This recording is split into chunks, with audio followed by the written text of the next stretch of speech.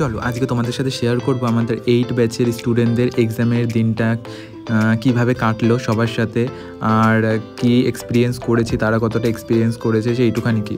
তো প্রথমেই হচ্ছে ফটোগ্রাফার আগে চলে এসেছিলো, তো অনেক আগে, প্রচুর বাইরে গরম ছিল, ঘরেতে এসে পাখার তলায় বসছে, প্রচুর গরম ছিল দিনটা। আর মডেল স্টুডেন্ট সবাই কাজ করা শুরু করে দিয়েছে। আমি ব্যস্ত ছিলাম যেই কারণে এদিক ওদিক কাজ করছিলাম, এই জল আনা, এই খাওয়া টাওয়া এইসব। আর আমিও মাঝে মধ্যে ওদের কিছু কিছু ডাকছিল, দাদা বা ভাই এইটা দেখো ঠিক আছে কিনা, এইটা দেখো। তো এরকম সবারই কম বেশি করছিলাম। আমার স্টুডেন্টগুলো সত্যি খুব ভালো, এত মানে গরম হয়তো লাগছিল যেহেতু প্রচুর ওয়েদারটা প্রচুর গরম ছিল, তো এসিতে থাকাকালীনও মানুষ এতটাই প্রবলেম হচ্ছিলো যে এতটাই গরম। তো সেই সময় আমাদের এক্সাম হয়েছে স্টুডেন্টদের।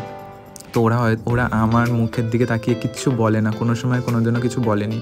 ওরা আমার প্রবলেমটা অনেক বোঝে, অনেক বোঝার চেষ্টা করে। আমিও ওদের প্রবলেমটা যতটা পারি বোঝার চেষ্টা করি, সেইভাবেই ওদের সবাইকে বোঝাই যে হ্যাঁ, খারাপ ভালো সবার পরিস্থিতি আসে, কিন্তু সেটা মোকাবিলা করে এগিয়ে যাওয়াটাই উত্তমের কাজ। আর কারুর নেগেটিভ কথা, নেগেটিভ কমেন্টের রিপ্লাই না দিয়ে সেই নেগেটিভ কথাটা মাথায় রেখে ভবিষ্যতে যাতে সেই নেগেটিভ কমেন্টটা না আসে সেই দিকে, সেই কথাটা মাথায় রেখে আগে এগিয়ে যাওয়া উচিত। সবসময় এটা বুঝাই কেন কি কারুর ব্যাড কমেন্টের রিপ্লাই ব্যাড কমেন্ট কোনো দিনও হতে পারে না। ব্যাড কমেন্টের রিপ্লাই, নেগেটিভ কথার উত্তর সবসময় পজিটিভ এনার্জি দিয়ে সততার সাথে কাজ করিয়ে দেখানো উচিত। তো আমার যারা স্টুডেন্ট পাশেই, মানে আমাদের বাড়ির কিছুটা মানে পাশের পাড়াতে স্টুডেন্ট, তো হচ্ছে মডেলকে নিয়ে গেছিলো খাওয়াতে বাড়িতে।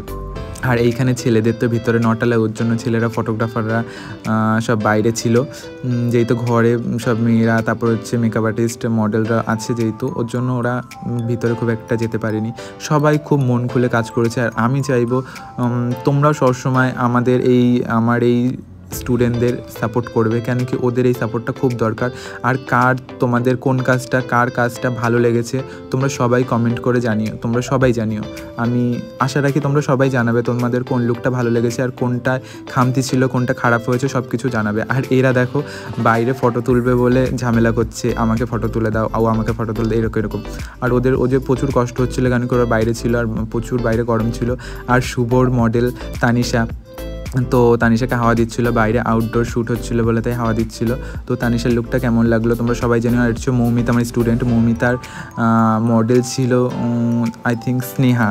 তো স্নেহার লুকটা কেমন লাগছে তোমরা সবাই জানিও। কেন কি ভিডিওটা আমার করার একটাই উদ্দেশ্য, আমি ওই দিন একটু সময় ছিল না আর দেরি হয়ে গেছিলো বলে আমি লাইভটা করতে পারিনি, ওর জন্য আমি এই ভিডিওটা আপলোড করব। তোমাদের কোন লুকটা ভালো লেগেছে, কার কাজ ভালো লেগেছে তোমরা সবাই কমেন্টে জানিও। আর এই লুকটা ক্রিয়েট করেছিল পাপিয়া, তো পাপিয়া একটা সাবেকে লুক ক্রিয়েট করেছিল।